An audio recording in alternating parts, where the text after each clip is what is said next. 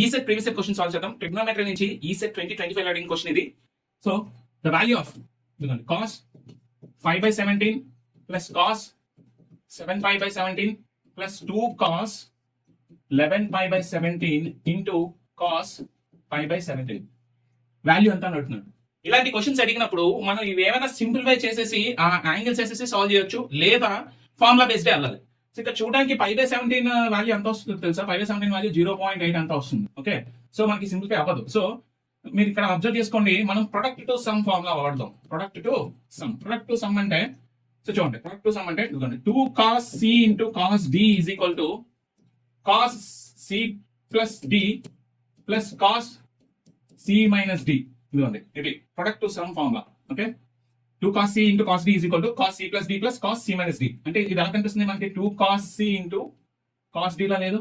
So దీన్ని మనం ఈ ఫార్ములా రాసుకుందాం. 11π/17 ప్లస్ 5/17 ఎంత అవుతుంది? 12π/17 అవుతుంది. cos 12π/17 plus cos c minus d అయితే 11π/17 మైనస్ 5/17 ఎంత అవుతుంది? 10π/17 అవుతుంది. cos 10π/17. చూడండి, cos 5π/17 plus cos 7π/17 plus cos 12π/17 plus cos 10π/17. Okay, so నాకు తెలిసి ఇవి 180 ప్లస్ ఉన్నాయి కదా. అంటే ఇప్పుడు క్వాడ్రెంట్స్ గా తీసుకున్నట్టయితే ఫస్ట్ క్వాడ్రెంట్, సెకండ్ క్వాడ్రెంట్, ఇదంతా 90 మైనస్ థీటా, ఇది 90 ప్లస్ థీటా, 180 మైనస్ థీటా కదా. ఇక్కడ వాళ్ళు ఇక్కడ సైన్ అండ్ కొసిక్ మాత్రం పాజిటివ్, రిమైనింగ్ అన్ని నెగిటివ్ అవుతాయి. సో ఇక్కడ మనకి cos π మైనస్ x కింద రాసుకోవచ్చా వీటిని? అంటే cos 180 మైనస్ x ఎంత అవుతుందండి? మైనస్ cos x అవుతుంది. ఇది చూడండి, cos π మైనస్ x ఫార్ములా రాయాలి. అంటే cos π మైనస్ 17π/17. చూడండి, LCM చేస్తే 17π మైనస్ 7π/17 అంటే 10π/17 ఇది వచ్చేసింది.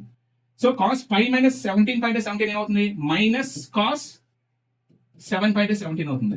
ఇది కాస్త ఏమైందండి? మైనస్ cos 7π/17 అయింది. దీని ఎలా రాసుకోవచ్చు? cos π మైనస్ x అంటే cos π మైనస్ 5π/17 అంటే 17π మైనస్ 5π ఎంత అండి? 12π అంటే cos 12π/17 వచ్చింది. అంటే ఇక్కడ దీన్ని ఏమైనా రాసుకోవచ్చు? cos π మైనస్ 5π/17 మైనస్ cos 5π/17 రాసుకోవచ్చు.